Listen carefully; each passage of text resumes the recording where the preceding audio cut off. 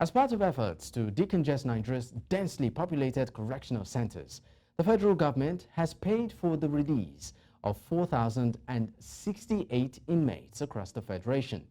Nigeria's Minister of Interior, Olubunmi Tunji-Ojo, who flagged off the payment of fines and compensations for inmates to the tune of about 585 million naira, said the money was raised by companies in Nigeria as part of their corporate social responsibility. News Central's Marvelous Obomanu has details.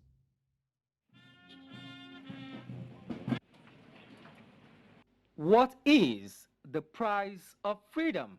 What is it like to see the outside world for the first time after days, weeks, months, and years of confinement? Okay. Finally, this dream has come to fruition as the federal government of Nigeria, through the Ministry of Interior, has paid for the freedom of 4,068 inmates across the correctional centers in the country in a bid to decongest the prisons. Although the government says the 585 million naira used were donations from companies operating in Nigeria, but their names were not mentioned. We flag off the release of about 4,068 inmates who are serving different terms of imprisonment in lieu of fines and or compensation. Most of the benefiting inmates at the verge of the freedom are indigents who cannot afford to pay their fines and are languishing in custody. The total sum of 585 million naira only was raised by corporate bodies as part of corporate social responsibility for this purpose. The minister revealed that there were so many inmates in correctional facilities who are awaiting trial, and this has more than ever drawn attention to the need to reform Nigeria's criminal justice system to checkmate inflow of inmates, which will in turn tackle the issue of the congestion. If there is no inflow, there won't be congestion. And until we address the issue of inflow in this country, this perennial problem will ever continue. This correctional center was built for a capacity of 560, but today we have 730. So it shows that we need to improve on our administration of criminal justice. Of this, 565 out of the 730 are still awaiting trials. The inmates could not hide their excitement. I feel very, very happy today. Today is today is my day. Yeah, it's not something we were expecting, and then it came to us unexpected. So we're very happy, and we thank the government for this very, very wonderful opportunity. And we are praying and wishing that we never go back to our wrong ways again. With 4,068 inmates freed, the total number will reduce from 79,000 to 75,000. But there are questions seriously begging for answers. What will be the impact of this number in Nigeria's present economy? How ready are Nigerians to look beyond them as ex-convicts? And what is the guarantee that most of them will not return to crime in the face of biting economy, among others? Marvelous Obomanu reporting for News Central. To discuss this further, we are joined by Ogechi Ogu, Deputy Director, Prisoners Rehabilitation and Welfare Action, PRAWA. Thank you so much for your time, Ogechi. Thank you so much, and thanks for having me. All right, great. Now, let's start off with what specific criteria or legal circumstances are considered for the federal government to pay fines and compensation for these over 4,000 inmates? And how was the selection process for these individuals determined? Okay, definitely persons that have been given fines, option of fines, and maybe accompanied by compensations to pay, are persons that have been convicted. So clearly they are in custody because they have been convicted and they are given option of fines and they were not able to pay. But I think the Honorable Minister and the committee considered persons that their fines are not above ₦1 million. So across the custodial centers in the country, the selection was basically based on the amount of fine that has been given, and none of the fines will exceed ₦1 million. Now, other things is, generally speaking, when somebody is considered for an option of fine, it is assumed that the court believes that this person should ordinarily be out there, which means this is not a very serious offender, is a low risk offender. And this is a consideration, for giving option of fine.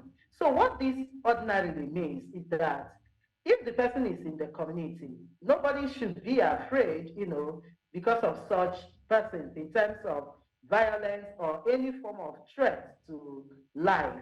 So the argument is that ordinarily, if this person should be out there, some of them are on fines of 10,000, 20,000, 50, 200, and they're spending months. And you imagine the amount of money that is expended on feeding these persons. But when you equally look at it from the, legal point of view, that is from the point of view of our legal framework, you see that there are alternative sanctions that can be given to these persons. They should ordinarily be diverted away from the custodial center. If you look at the general implication, having such people in custody, especially where the custodial center is already intending beyond its capacity, it's just like, compounding our problems, making it difficult to deal actually with the issue of rehabilitation, reformation, and reintegration of offenders, because they will be occupying space and making it difficult for the actual reformation to be taking place for those that need that. Now, talking about occupying space, I mean, the reason behind this initiative is to sort of address overcrowdedness in many of the prisons across the country. I mean, the number dropped from about 79,000 to 75,000. Will you say this strategy in any way is actually effective in addressing this issue? And then aside this, what other key issues do we need concerning prison reforms in Nigeria? And just as a follow-up to that, I would also want you to talk about beyond releasing these inmates, what is being done to address issue of stigmatization and also helping them get their lives back and integrate with society?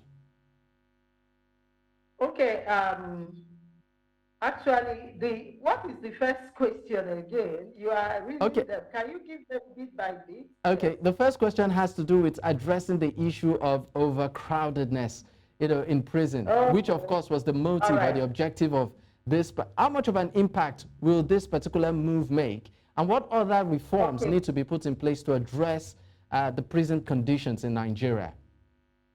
Okay, actually, speaking sincerely, the population of persons that are convicted is about 30%, of the general population of inmates in custodial center.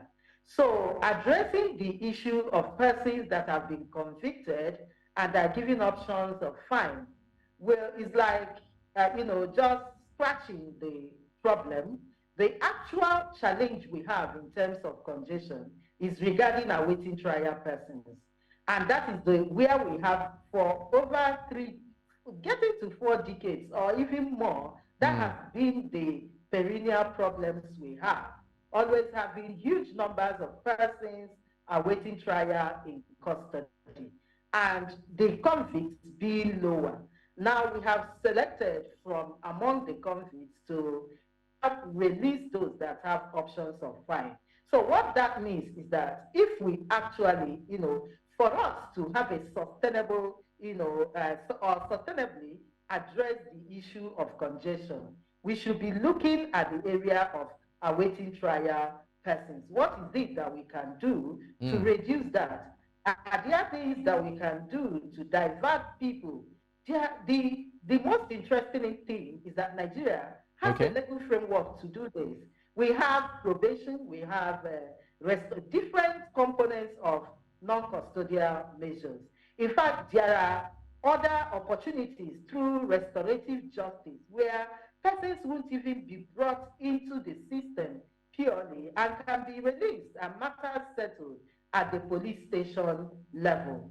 There is opportunities at the court level so that people don't even get into custody in the first instance, not to talk of, congesting the place. All right. All right, Ogechi, I'm sorry, I might just need to cut in here. We're pressed with time.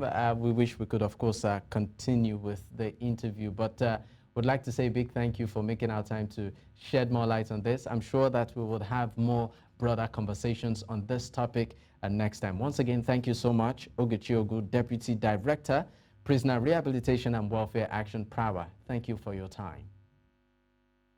Thank you for having me.